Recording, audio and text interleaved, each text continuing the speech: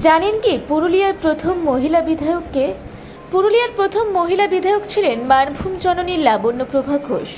তিনি 1957 সালে পুরুলিয়া হুড়া আসন থেকে লোকসেবক সংঘের হয়ে প্রতিদ্বন্দ্বিতা করে জয়ী হয়েছিলেন।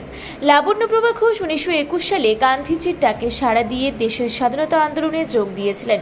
বিভিন্ন আন্দোলনে যোগ দিয়ে বহুবার কারাবরণ করেন। দেশ স্বাধীনতা হওয়ার পর মানভূমের মাতৃভাষা বাংলা রক্ষা আন্দোলনে সামিল ছিলেন। পুরুলিয়া থেকে কলকাতা পদযাত্রায় অংশ নিয়েছিলেন। তারপরে বাংলা ভাষার অধিকার নিয়ে মানভূমের খণ্ডিত অংশ পুরুলিয়া নামে পশ্চিমবঙ্গের সঙ্গে যুক্ত হওয়ার পর 1957 সালে পুরুলিয়া হুড়া কেন্দ্র থেকে তিনি বিধায়ক নির্বাচিত হয়েছিলেন। আজ তার 23তম প্রয়াণ দিবস শ্রদ্ধার সঙ্গে পালন করল লোকসেবক সংঘ। প্রথমে শিল্পাশ্রমে মানভূম জননীর ছবিতে মাল্যদান ও পুষ্পার্ঘ্য নিবেদন করা হয়। তারপরে পুরুলিয়া স্টেশনের নিকট বিদ্যাসাগর পার্কে অতুল চন্দ্র ঘোষ ও লাবণ্যপ্রভা ঘোষের যুগ্ম মূর্তিতে মাল্যদান ও পুষ্পার্ঘ্য নিবেদন করে শ্রদ্ধা জানানো হয়। উপস্থিত ছিলেন লোকসেবক সংঘের সচিব সুশীল মাহাতো, গবেষক মলয় চৌধুরী, পুরুলিয়ার রত্ন দেবরাজ মাহাতো সহ অন্যান্য বিশিষ্টজনেরা।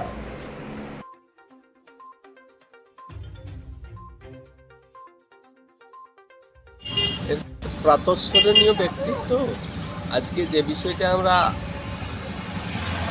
বিগত ইতিহাস আছে, তাতে প্রথম 1921 সালে মহাত্মা গান্ধীজির সঙ্গে আহ্বানে প্রথম সম্পূর্ণ অনিকট হয়ে স্বামী স্ত্রী বার হয়েছিলেন নিজেদের পুত্র কন্যাদের নিয়ে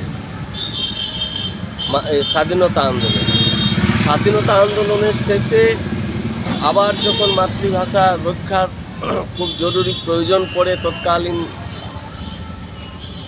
কংগ্রেসের রাজনৈতিক চক্রান্তে সারা মানভূম সহ 1912 সালের যে বিস্তীর্ণ এলাকাকে বিচ্ছিন্ন করা হয়েছিল, বাংলা ভাষাভাষী এলাকাকে বিহারের সঙ্গে যুক্ত করা হয়েছিল, তার বিরুদ্ধে সমগ্র মানভূম সহ বাংলা থেকে বিচ্ছিন্ন যে অংশটা বিহারে অংশগ্রহণ করেছিল, তাদের মাতৃভাষার অধিকার রক্ষার জন্য লড়াই শুরু হয়েছিল।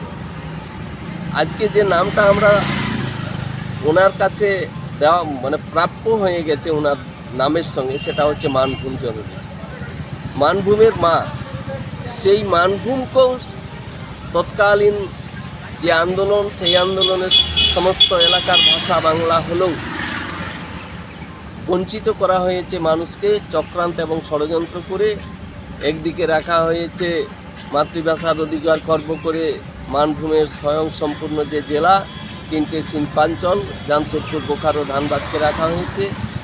অন্যদিকে শিল্পাঞ্চলবিহীন করে পশ্চিমবাংলার সঙ্গে যুক্ত করা হয়েছে আমাদের এই পুরুলিয়াকে। আমাদের যেটা মনে হয়, লোকসেবক সংঘ সেই আন্দোলন থেকে সরে আসেনি। সমগ্র মানভূম এবং ধলভূম সহ যতটা বিস্তীর্ণ এলাকা বাংলা ভাষাভাষী এলাকা রয়েছে, তাদের মাতৃভাষার অধিকার যাতে ফিরে পায় এবং বোকারো, ধানবাদ, জামশেদপুর 3টে শিল্পাঞ্চল পশ্চিমবাংলার সঙ্গে যুক্ত হয়। এবং এটা যদি হয়, এই যে তাদের সূক্ষ্ম এবং সচেতন পরিকল্পনা মানুষের জন্য, বিকাশের জন্য, সেই জায়গাটা মানভূমের মাটিতে তারা তৈরি করেছে। এবং শ্রদ্ধার সঙ্গে আমরা সেই জন্য মনে করি তাদের যে ভাবনা, তাদের যে চিন্তা, সেই চিন্তা যাতে আগামী দিনে মানুষের কাছে যায়, সেই উদ্দেশ্যেই তাদেরকে স্মরণ করছি এবং তাদের কর্মজীবনের প্রতি শ্রদ্ধা জানিয়ে আমরা শ্রদ্ধা নিবেদন করছি এই দিনে।